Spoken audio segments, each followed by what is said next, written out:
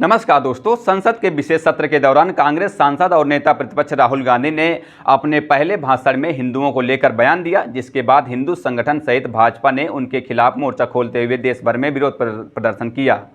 राहुल गांधी के हिंदू वाले बयान पर हो रही आलोचना के बीच ज्योतिर्मठ के 46वें शंकराचार्य अविमुक्तेश्वर सरस्वती कांग्रेस सांसद के समर्थन में आ गए। उन्होंने कहा कि राहुल गांधी का भाषण हिंदू धर्म का खंडन नहीं करता। हमने राहुल गांधी का पूरा भाषण सुना। वे साफ कह रहे हैं कि हिंदू धर्म में हिंसा का स्थान नहीं है। पहले आप इस वीडियो को देखिए, फिर इसके बाद हम पूरी खबर को सिलसिलेवार तरीके से बताते हैं। हमने राहुल गांधी का पूरा प्रवचन, जो भाषण उन्होंने संसद में दिया था, उसको निकाल करके देखा और हमने उसमें पाया कि वो तो ऐसा कह ही नहीं रहे हैं। वो तो कह रहे हैं कि हिंदू धर्म में हिंसा का स्थान ही नहीं है। तो जब वो साफ कह रहे हैं कि हिंदू धर्म में स्थान नहीं है, तो फिर उनके ऊपर ये आरोप लगाना कि उन्होंने हिंदू धर्म के विपरीत कोई बात कही है, उनके आधे वक्तव्य को, अंश को निकाल करके और उसको फैला करके, ये हम समझते हैं कि अपराध है, दुष्प्रचार है और ऐसा करने वाले को दंडित किया जाना चाहिए, चाहे वो पत्रकार और चैनल ही क्यों ना हो। गलत है। उस व्यक्ति ने जो बात कही ही नहीं है, उसके लिए उसका विरोध करना और उसके लिए उसको दोषी बनाना सही नहीं है। उन्होंने साफ कहा कि हिंदू ऐसा नहीं कर सकता, बहुत साफ कहा, हिंदू हिंसा नहीं कर सकता।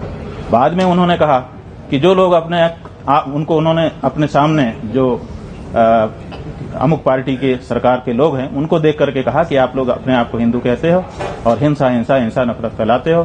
तो उनका कहना केवल उस पार्टी विशेष के लिए था।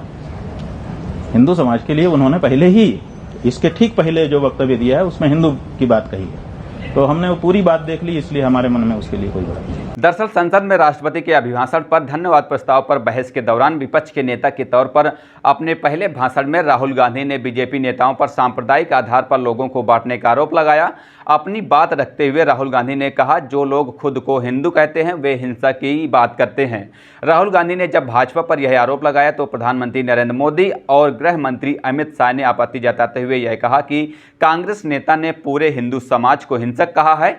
अब इस विवाद पर प्रतिक्रिया व्यक्त करते हुए स्वामी अविमुक्तेश्वर नंद ने कहा कि राहुल गांधी का भाषण हिंदू धर्म का खंडन नहीं करता। उन्होंने कहा कि गांधी के बयान का केवल एक हिस्सा फैलाना सही नहीं है और जिम्मेदार लोगों को दंडित किया जाना चाहिए।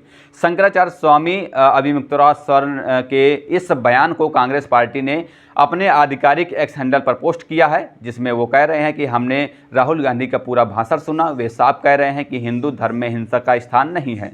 राहुल गांधी कहीं भी हिंदू धर्म के विपरीत बात नहीं कर रहे हैं।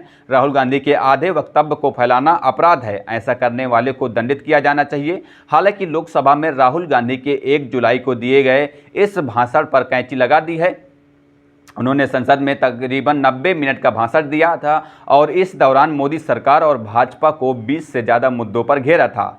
उन्होंने हिंदू, अग्निवीर, किसानों, मणिपुर, नीट परीक्षा, बेरोजगारी, नोटबंदी, जीएसटी, एमएसपी, हिंसा, भय, धर्म, अयोध्या, गुजरात, जम्मू कश्मीर, लद्दाख, अडानी अंबानी, प्रधानमंत्री और स्पीकर से जुड़े कुछ मुद्दों पर चर्चा की थी।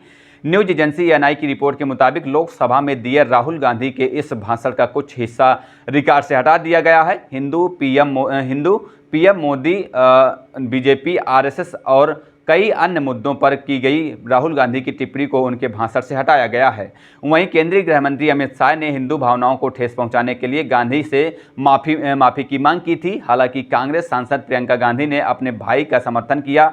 उन्होंने कहा कि मेरा भाई यानी कि राहुल कभी भी हिंदुओं के खिलाफ नहीं बोल सकता। उसने बीजेपी और बीजेपी नेताओं के बारे में बोला है।